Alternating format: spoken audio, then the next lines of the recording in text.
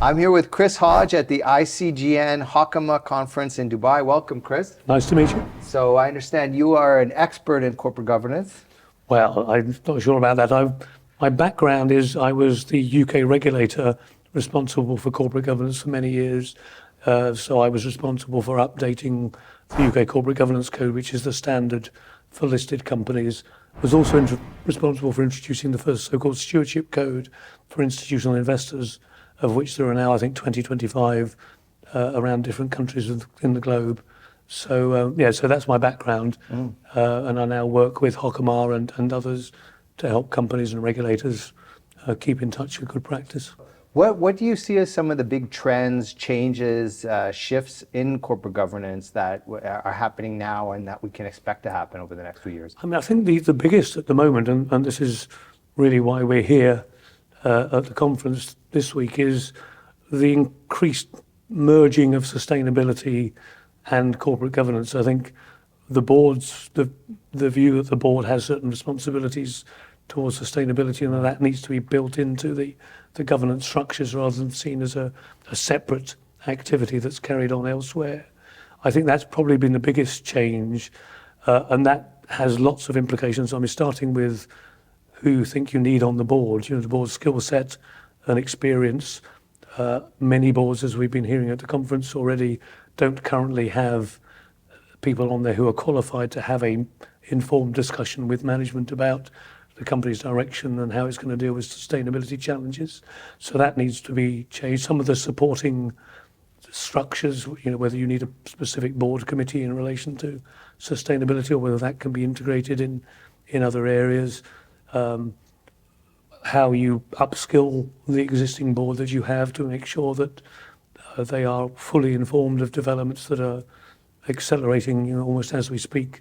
So I think that's probably the biggest single challenge at the moment, and it's, I think, leading a lot of companies who think about this more carefully to have basically to go back a step and say, are we satisfied that the governance structures and people that we've had in place to date are sufficient or adequate to deal with some of these new challenges? So I think that's a lot of the focus of what I'm seeing in my conversations with companies, but also what we're talking about now at the conference. So really integrating sustainability is, a lot of the chair of the boards is actually saying, this is a priority for us? I think a lot of them are. I think you can probably distinguish between two types of company who, there are those who have already identified and acknowledged that these are strategic issues for them. They're not all necessarily the same environmental or social issues, but dealing with ESG issues that are material to the company's future prospects is a board level activity. Obviously, management still leads, but board needs to engage with and management both about the strategy and the implementation of that. And so there are boards who I think are fully on board with, no pun intended, with that.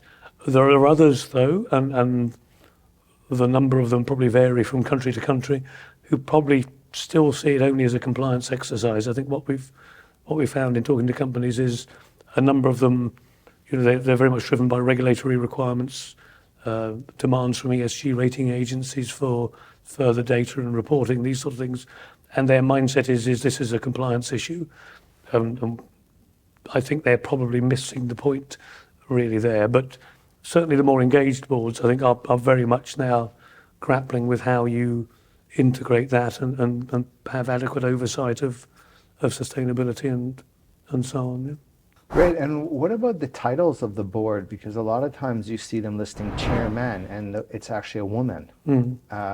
What's the correct terminology now? Well, in the UK, we normally use the word chair. You just say chair, which that's what is a slightly bizarre concept, but I think that's the terminology we use in the UK. I think it's also used commonly across and vice Europe. Chair. And vice chair. So we just dropped the man. So that's the correct. So if anyone's listening now, you know the correct way to move forward with the language. The language is very sexist in English traditionally. Your policeman, which now we should say crime fighter or. Oh, that sounds much more exciting, doesn't it? Sounds like, well, maybe you can't call him Batman now. I don't know, but the Bat, perhaps. So those are your insights from Chris Hodge at the ICGN Hakama Conference in Dubai. Thank you, Chris. Thanks very much. Great to meet you.